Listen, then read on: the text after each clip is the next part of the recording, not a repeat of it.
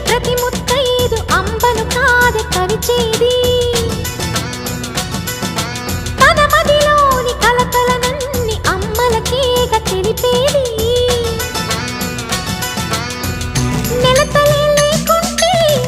దేవుడికి నెలవేది భక్తులే రాకుంటే గుడికి ఇక వెలుగేది దయతోటి కుంకుమ పూలు అక్షింతలు